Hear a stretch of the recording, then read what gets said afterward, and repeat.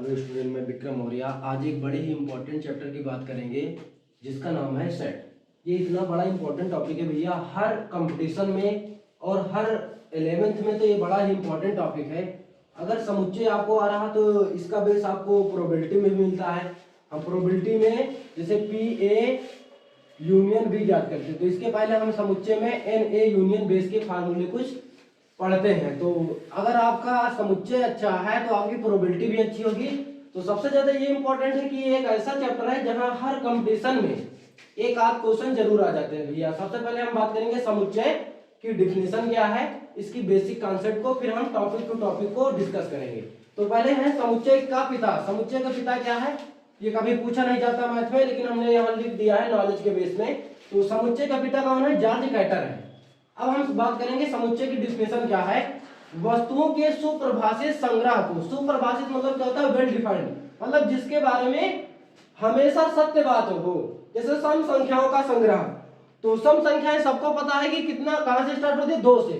सम संख्याएं कौन होती हैं, वस्तु सम संख्याओं का समूह जो होगा 2 4 6 8। तो ये सबको भैया, चाहे हम हैं या पूरे विश्व में, सबको पता है कि सम संख्या 2 से ही स्टार्ट होती है। तो अभाज्य संख्याओं का संग्रह मतलब जो स्वयं से कटे, तो 2 3 5 ये सब हमारा क्या है, अभाज्य संख्या। तो ये हमारी वेल डिफाइंड है। तो ये हमारी समुच्चय की डिफिनेशन है। इंपॉर्टेंट याद रखें, कब समुच्चय नहीं होगा भैया। समुच्चय न होने की शर्त क्या है, समुच्चय न होने की शर्त क्या है, समुच्चय कभी स्पेशल वर्ड को नहीं बताता, स्पेशल चीज को इंगित नहीं करता। बुद्धिमान, खतरनाक, सबसे अच्छा आदि। जैसे एग्जांपल बहत गए, जैसे कहते हैं कि राम जो है अपनी कक्षा का सबसे मेधावी छात्र है, तो सबसे अच्छा, उससे भी अच्छा कोई और भी लड़का हो सकता है, ठीक है भैया। तो उससे ज्यादा भी कोई मेधावी हो सकता है।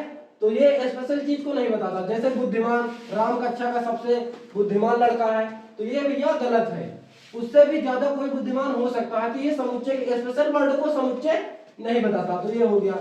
अब जैसे एग्जांपल में हमने लिखा ही है, राम अपनी कक्षा में सबसे बुद्धिमान है, तो सबसे बुद्धिमान हो गया, इसलिए समुच्चय नहीं है, वेल डिफाइंड नहीं है भैया। समुच्चय को सदैव कैपिटल लेटर से लिखते हैं। कैपिटल लेटर मतलब capital A, capital B, capital C, ठीक है, इससे प्रदर्शित करते हैं। और समुच्चय के जो एलिमेंट्स होते हैं, अवयव होते हैं, उनको हमेशा स्मॉल लेटर से निकलते हैं, लिखते हैं। अब इसके थोड़ा सा इसके नोटेशन को समझेंगे, फिर आगे हम इसके टाइप को बात करेंगे।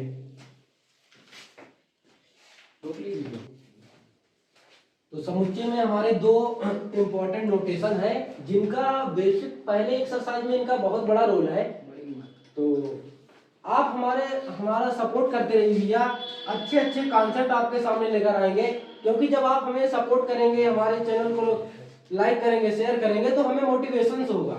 तो जब हम मोटिवेशन रहेंगे, तो कभी कोई आदमी अगर मोटिवेशन से काम करता है तो उसमें रिजल्ट उतना ही अच्छा होगा। तो खाली आपका सपोर्ट चाहिए बस भैया। तो इंपॉर्टेंट नोटेशन ऑफ सेट क्या होता है, जैसे यहाँ 2 सिंबल है, एक ई बेस में रहता है, लेकिन इसको ही नहीं पढ़ा जाता भैया। इसे क्या पढ़ा जाता है, बिलोंग्स टू। इसे क्या पढ़ा जाता है, बिलोंग्स टू। बिलोंग्स टू मतलब होता है संबंध रखता है। जैसे मान लो लिखा है x बिलोंग्स टू a, इसका मतलब क्या भैया, a कोई समुच्चय है। a कोई क्या है, आपको बताया कि अभी जस्ट इसके पहले कि समुच्चय को हमेशा कैपिटल लेटर में लिखते हैं। तो समुच्चय है, a कोई क्या है भैया, समुच्चय है, और इसके अंदर a आएगा, इसमें a आएगा, x आएगा, सॉरी क्या भैया, x आए, तो उसे एक संबंध रखता है। जैसे हमने एग्जांपल लिया है a बराबर x कामा y कामा z, तो हम यहाँ ऐसे लिख सकते हैं कि x belongs to a, x belongs to y, x belongs to y belongs to a, और z बिलोंग्स टू a, क्योंकि x भी a के अंतर्गत आ रहा, y भी a के अंतर्गत आ रहा, और z भी a के अंतर्गत आ रहा। तो आपको बिलोंग्स का मतलब समझ में आ गया होगा, आशा है। अब आपको बताते हैं does not belongs to. Does not belongs का मतलब क्या होता है, संबंध नहीं रखता है, मतलब जैसे ये है डज नॉट बिलोंग टू, इसका मतलब है संबंध नहीं रखता है। इसका मतलब क्या भैया, संबंध नहीं रखता है, संबंध नहीं रखता है, संबंध नहीं रखता है, इसका मतलब है संबंध नहीं रखता है। तो जैसे हमने एक एग्जांपल आपके सामने, ए बराबर ए कामा बी कामा सी, तो यहां जैसे ये लिखा गया है x does not belongs to a। अब हम यहां देख ले, a के अंतर्गत x नहीं आ रहा भैया।